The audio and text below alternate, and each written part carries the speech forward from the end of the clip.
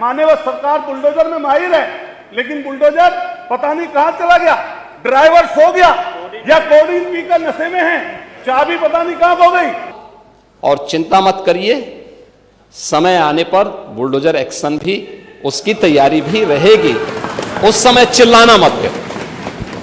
जिसने महल बना रखा है उसके घर पर, धन्यवाद, उस सिपाही के घर पर नहीं पहुंची। 5 मिनट। देश के अंदर 2 नमूने हैं, एक दिल्ली में और एक लखनऊ में बैठते हैं। जब देश में कोई चर्चा होती है तो तुरंत वह देश छोड़ करके भाग जाते हैं, और मुझे लगता है कि यही आपके बबुआ के साथ भी हो रहा होगा।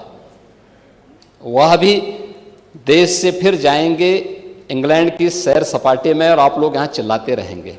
उनकी वाणी ऐसी निकलती है जो उनके सब अनुरूप नहीं रहता। अभी आपने कहा 2 नमूने हैं, एक समाजवादी पार्टी, एक वो। तो उन्होंने किसी का नाम तो लिया नहीं।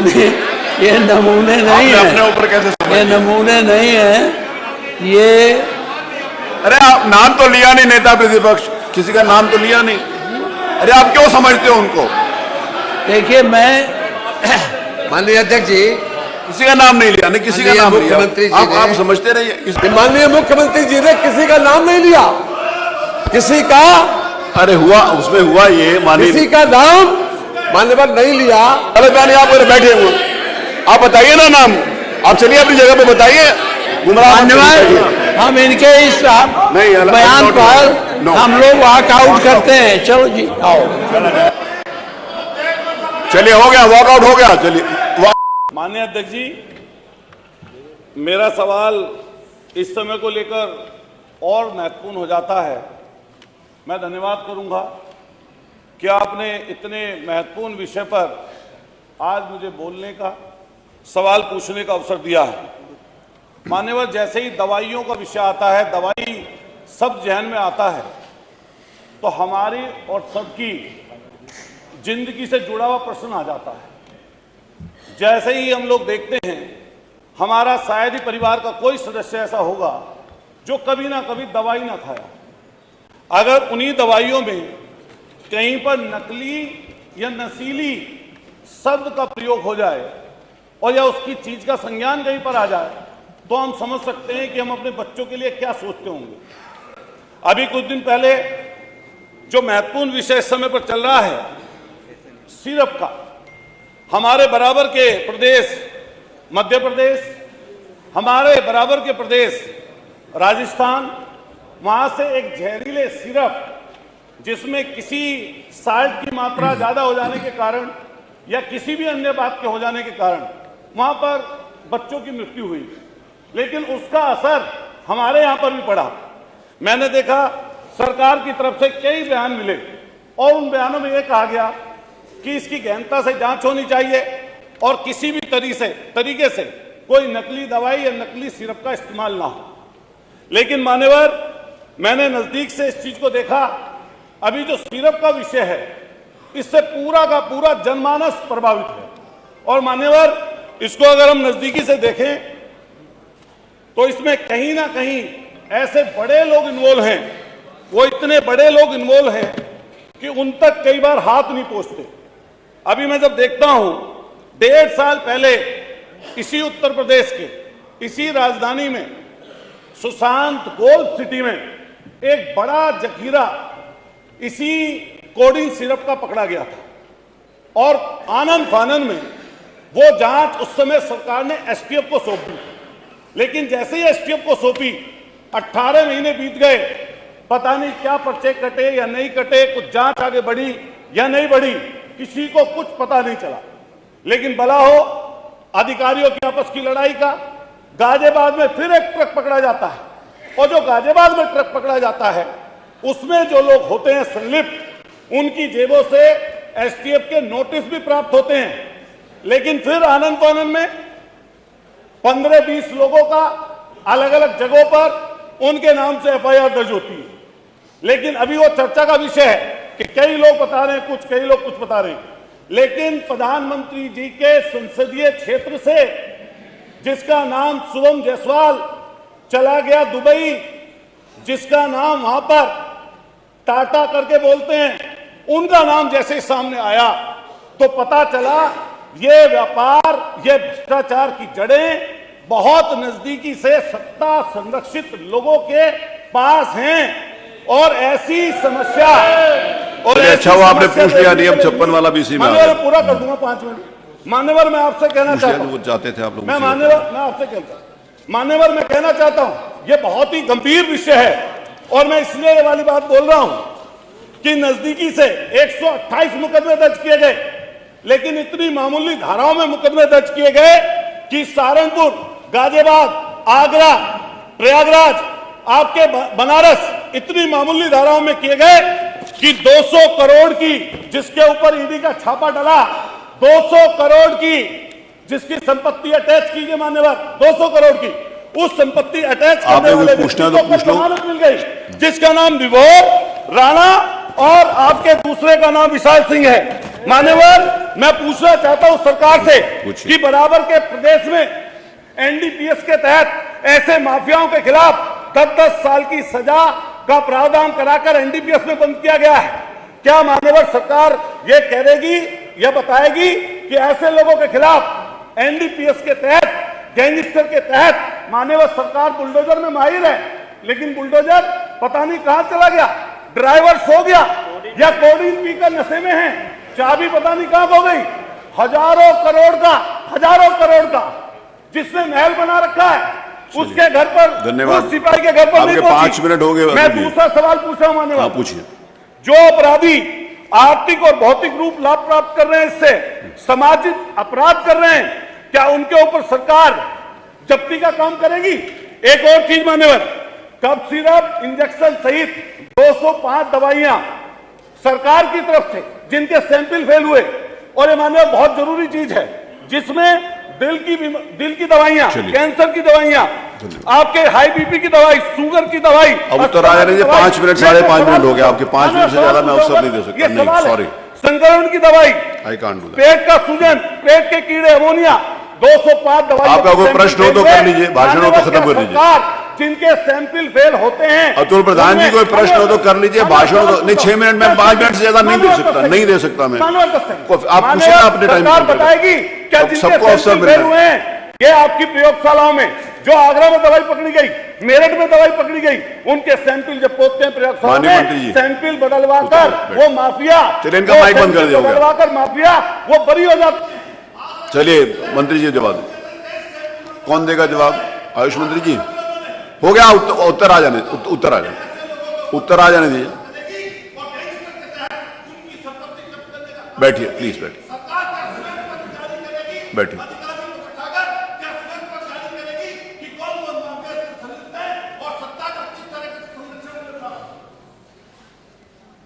माननीय मंत्री जी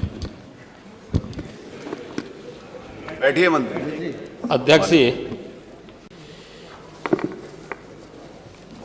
प्रश्न क्या है और मुद्दे क्या उठाए जा रहे हैं?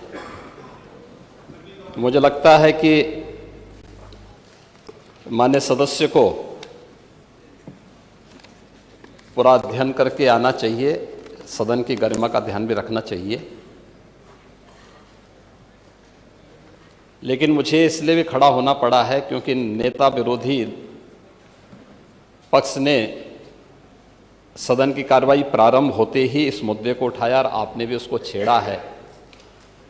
लेकिन मैं आपके छेड़ने की स्थिति को अवश्य, आपकी इस मजबूरी को जान सकता हूं, जिसके बारे में एक छोटी सी कहावत है कि चोर की दाढ़ी में तिनका।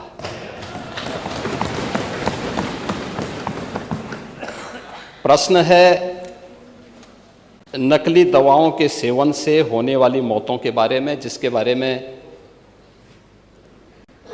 उनको उत्तर दिया गया है कि इस प्रकार के कोई भी प्रकरण अभी तक उत्तर प्रदेश सरकार के संज्ञान में नहीं है।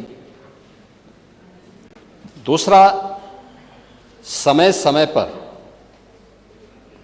इस दिशा में खाद्य सुरक्षा और औषधि प्रशासन विभाग के द्वारा छापेमारी की कार्रवाई भी होती है। उत्तर प्रदेश के अंदर कोडिन कफ सिरप के मामले में, जिसको नेता विरोधी दल, मैं तो ये मानता था कि उम्र के चौथे पड़ाव पर व्यक्ति सच बोलने का आदी कम से कम इस उम्र में तो होगा ही, लेकिन इस उम्र में भी इस समाजवादी उनको झूठा बुलवा देते हैं। इस उम्र में तो कम से कम उसे झूठ मत बुलवाओ भाई, सच बोलने के उनको आदी होना चाहिए। और तो चेयर पे बैठ चुके हैं लंबे समय तक, स्पीकर के रूप में उन्होंने सदन को आगे बढ़ाया है। कोडिन कफ सिरप से उत्तर प्रदेश के अंदर कोई मौत नहीं हुई है। एक दूसरा, इस मामले में एनडीपीएस के अंतर्गत कार्रवाई होगी। ये उत्तर प्रदेश सरकार इस मामले को कोर्ट में जीती है, उत्तर प्रदेश ने इस मामले को लड़ा है। तीसरा, उत्तर प्रदेश में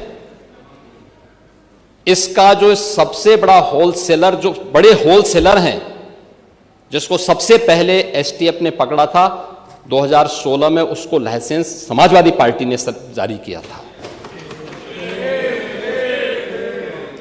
जो फोटो रिलीज हो रही है,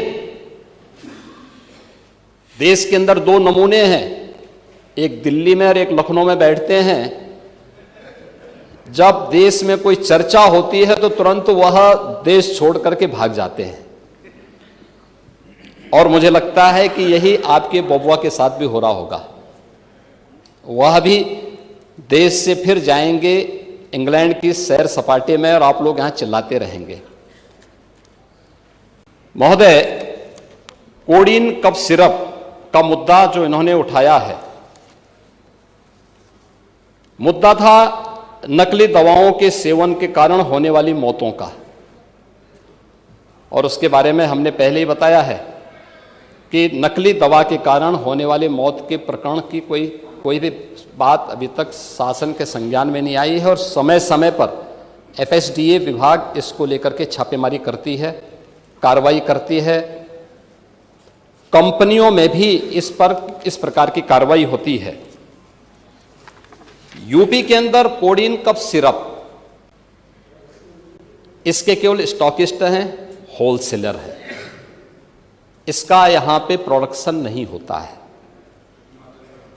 ये मध्य प्रदेश में, हिमाचल में और अन्य राज्यों में होता है। और जो मौत के प्रकरण सामने आए हैं, वे मौत के प्रकरण अन्य राज्यों में आए हैं। जिन राज्यों में आए हैं, वह जो भी प्रकरण सामने आए हैं, यह तमिलनाडु में बने हुए एक सिरप के कारण सामने आई है।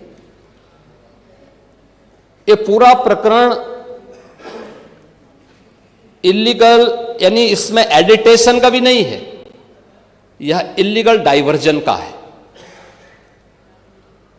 इस डाइवर्जन के माध्यम से इन होलसेलर ने, जिसमें सहारनपुर का भी है, गाजियाबाद का भी है, वाराणसी का भी है, लखनऊ का भी है और कानपुर का भी है, इन लोगों ने इसको उन देशों में पहुंचाया है, उन राज्यों में पहुंचाया है जहां मद्य निषेध है, लेकिन वहां पे नशे के आदी लोगों को इसको लेने की एक आदत सी है, तो वहां पर उसका दुरुपयोग किया गया है। जबकि बिना चिकित्सीय परामर्श के इसका सेवन नहीं हो सकता, खासतौर पर बच्चों के लिए।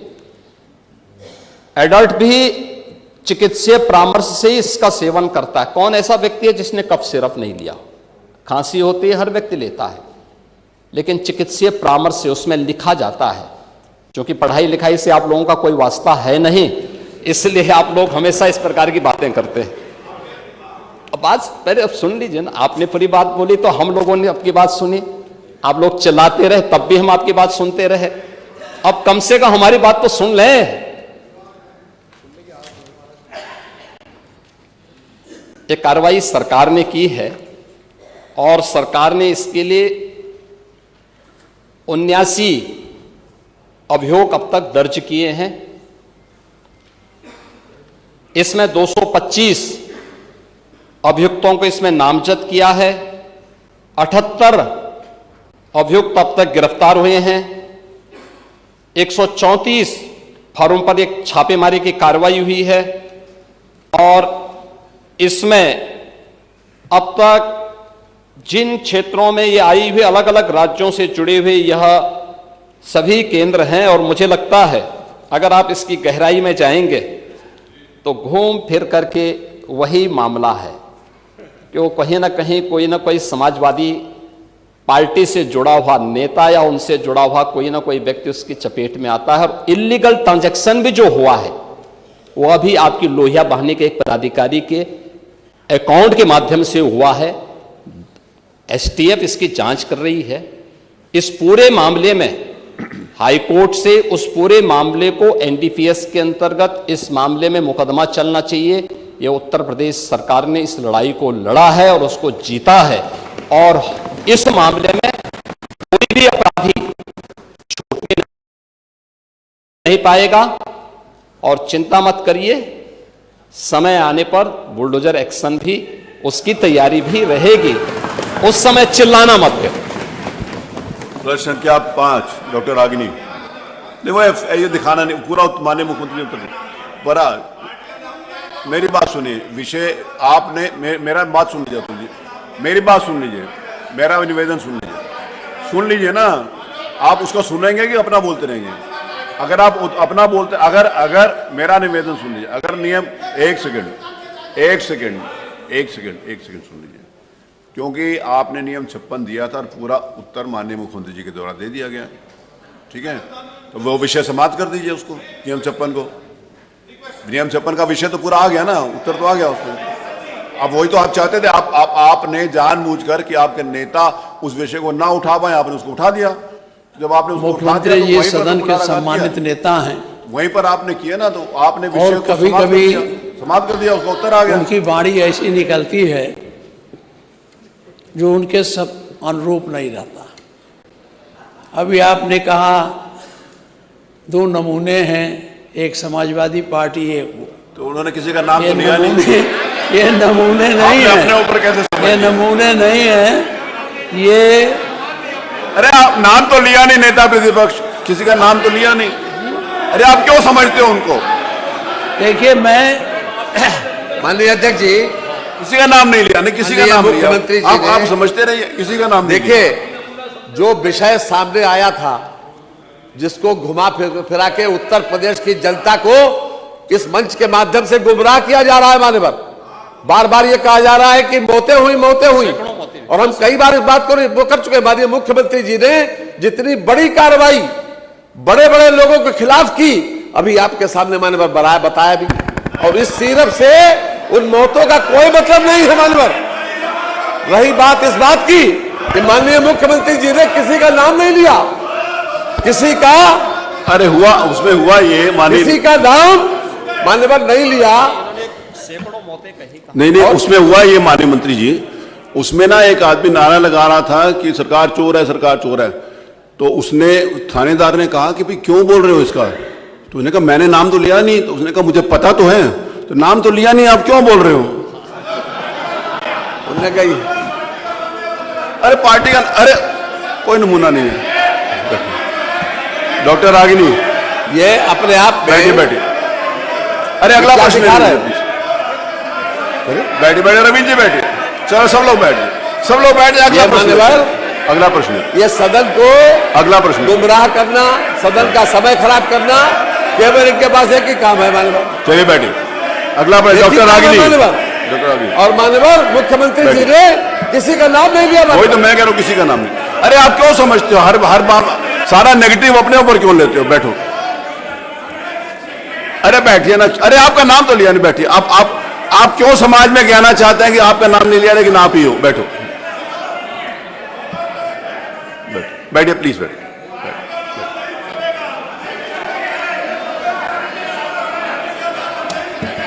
नहीं, उसमें आपने भी तो कहा ना कि सरकार संरक्षण दे रही है, तो सरकार संरक्षण तो उन्होंने बताया आपको।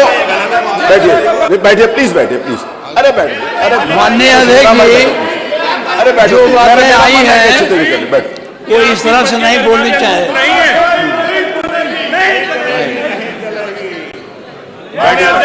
चलिए, चलो ना प्लीज, नहीं, इजाजत नहीं होती, ये इनसे कागज ले रहे, इसकी इजाजत नहीं है। अरे आप बाहर बैठो, अरे इसकी इजाजत नहीं है, ये नहीं ले सकते। अरे आप माननीय ये सदन में ये नियम के अनुसार नहीं है माननीय। अगर इनको कोई चीज दिखानी थी तो पहले माननीय वहां टेबल करना चाहिए था। वो कह रहा हूँ वो अलाउड नहीं है, वो अलाउड नहीं है, टेबल करना चाहिए था पहले। अरे आप लोग चलो प्लीज चलो, क्या कहे ये अपने आप में सदन का समय खराब कर रहे माननीय। एक नियम उठाया था और उस वक्त तो चर्चा करेंगे नहीं, पहले तो प्लीज चलिए चलिए, आप लोग चलो अपने जगह पे। हर चीज का जवाब मुख्यमंत्री जी के द्वारा दे दिया गया पूरा जवाब। उसके बाद इसका कोई मतलब नहीं है माननीय। ये सरकार पूरी तरीके से जो लोग इसमें दोषी पाए गए उनके खिलाफ कार्रवाई कर रही है। वो सिर्फ उस सिर्फ का कोई मतलब नहीं है मौतों से। उत्तर प्रदेश में एक भी मौत नहीं हुई, उसके बाद भी ये जनता को गुमराह कर रहे हैं, इस मंच को नाजायज तरीके से इस्तेमाल कर रहे हैं। इस देखिए कोई भी मंच को नाजायज तरीके से इस्तेमाल कर रहे हैं माननीय। आप लोग चलो प्लीज चलो, अरे चलो प्लीज चलो, चलिए चलिए, आइए चलिए प्लीज चलिए।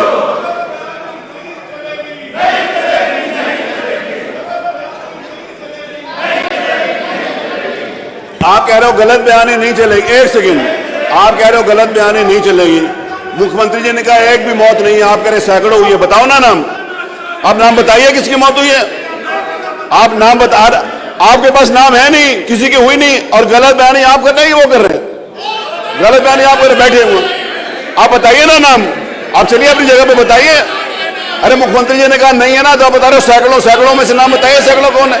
गुमराह मत करिए, बैठिए प्लीज, प्लीज बैठिए, प्लीज प्लीज बैठिए, मेरा आपसे निवेदन, बैठिए, आप बैठो प्लीज, बैठो, आइए प्लीज। अरे वो आप चलिए, कहिए ना, किसने कहा मना किया, किसने मना किया ना कहने के लिए, कहिए, चलिए कहिए। जब कहा कि एक भी मौत नहीं हुई तो आप चलिए अपनी जगह पर, चलिए जाके बताइए। अरे देखिए ऐसे गुमराह, हम इनके इस बयान पर हम लोग वॉकआउट करते हैं। चलो जी आओ, चलिए हो गया, वॉकआउट हो गया, चलिए वॉकआउट हो गया। अरे वॉकआउट हो गया, वॉकआउट हो गया, चलिए, वो उन्होंने कह दिया वॉकआउट हो गया। चलिए आई, चलिए चलिए चलिए चलिए, प्रश्न संख्या, चलिए चलिए,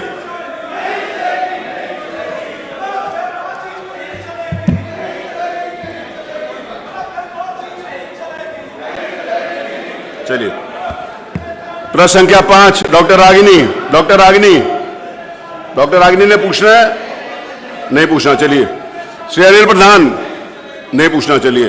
तूफानी सरोज, नहीं पूछना, चलिए। नाहिद हसन, नहीं पूछना। श्री महेंद्र नाथ यादव, नहीं पूछना। स्वामी ओमवेश, नहीं पूछना। श्री संग्राम यादव, नहीं पूछना।